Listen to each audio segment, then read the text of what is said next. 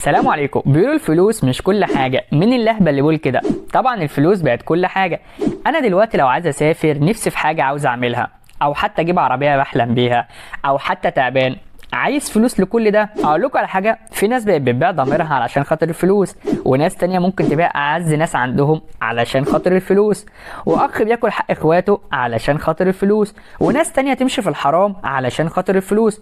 اقول لكم على حاجة اكبر من كده، ده في واد من يومين عمل نفسه بيت علشان خاطر الفلوس. بس عارفين ايه المشكلة؟ اننا هنعيش قد ايه؟ 50 60 70 100 سنة، وبعد كده هنموت.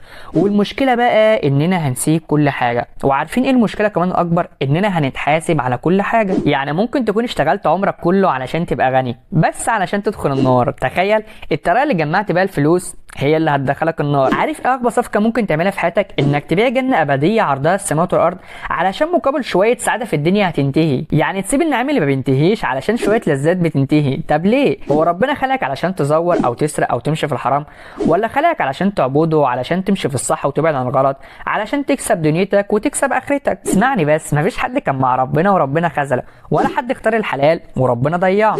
عاوز الفلوس؟ اشتغل، اجتهد، اتعب، ابدأ مشروع، اتعلم، طور نفسك، بس ما تختارش الطريق السهل لانك هتسيبه وهتتحاسب. اختار الطريق الصعب لانك لو نجحت هتبقى كسبت الاتنين. تبقى غني وبتساعد غيرك، تبقى بتصلي وبتصوم وما بتظلمش حد، وبتعمل الحاجات اللي ربنا امرك بيها، وتبقى كل خطوة فيك بتزيدك حسنات. ولما تموت مش بس هتكون سبت رصيد في البنك، لا ده انت هتكون سبت رصيد في الاخرة علشان تكسب الحياة اللي فعلا ما بتموتش فيها.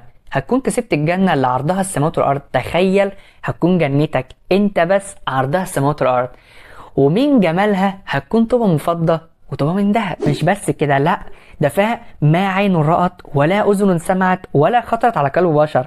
ومش بس كده كمان، ما فيهاش حزن، حياتك كلها سعادة، كل اللي بتحلم بيه بيتحقق في ثانية. صدقني الدنيا ديت ملهاش لازمة. ارجع لربنا وخليك دايما متعشم فيه انه يصلح حالك في الدنيا ويكبر بخاطرك ويدخلك الجنة. اشوفك فيديو جديد يا اخويا، بس متنساش تدعمني بلايك واشتراك. سلام.